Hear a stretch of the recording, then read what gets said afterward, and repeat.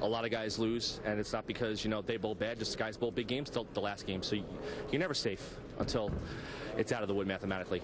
PA would have some issues in game 2, only striking once in his first 4 frames, and would leave the big 4 in the 5th. You know, watching this match, I just had a feeling that if Brian Simonelli would get lined up on the right lane, the Cheeto Oil pattern, that he could make a really good match of it. And that's exactly what he did. Stringing together a turkey in the 4th, 5th, and 6th. But just as the tide appeared to be turning in Simonelli's favor, that happens. Yeah, that's just getting punched in the gut really, really hard. Simonelli would recover somewhat after that difficult break.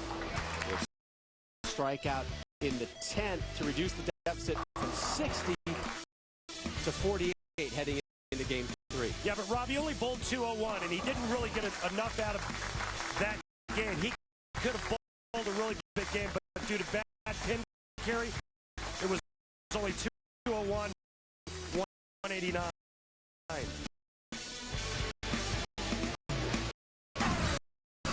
So we head to game 3. Simonelli would open the game with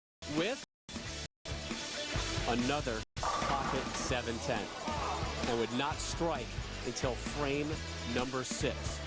And because he wasn't able to put any pressure on Patrick Allen, all the experience in the Allen camp, he put together a 3-bagger in frames 3, 4, and 5. And that would propel him to a final 71-pin victory, 601 to 530. PA moves on.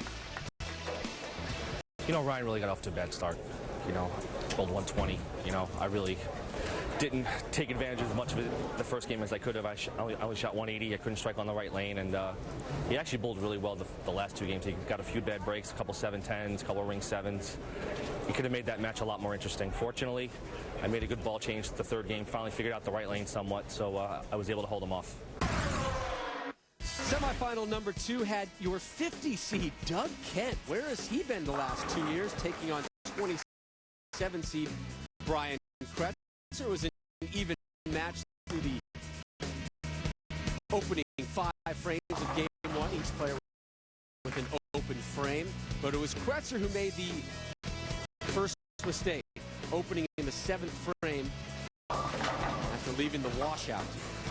Yeah, Brian leaves the 1-2-8-10, and when you're going up against a former Player of the Year and future Hall of Famer, the last thing you want to do is give him any type of opening. Doug Kent struck on 5 of his last 7 shots. Propel himself to a 22-pin lead.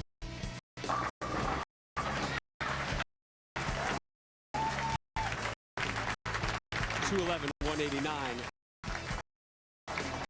through 1. But that lead evaporated quickly in game 2 as Kretzer struck in 7 of his first 8 frames.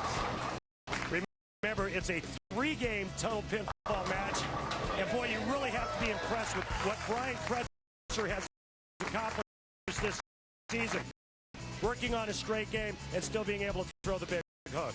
And Kent struggled, suffering open frames in the 3rd and the 8th, and never throwing consecutive strikes until the 10th frame. Kent's big lead, now a 30-pin deficit. I'm fishing. Let's just hope it goes back the other way. No, I'm fishing. And at the end of the match there, he looked like he kind of lost the left lane a little bit too. So I think the left lane, whoever gets control of the left lane, I think is going to have the advantage. So let the left lane battle begin. In game number 3, Doug Kent issues early and often in game 3. Yeah, and it's tough when you can't get to the pocket. When you do, you don't carry, and then you follow it up with a whiff 10 pin. Not good when you're trailing by 30 with 1 game to go. Kretzer would have no such trouble striking in 4 of the first 5 frames, and stayed clean from the 6th frame on to wrap up the victory and move on to today's title match. Final score, Kretzer took it 625 to 581. So our 3-game total pinfall title match is all set.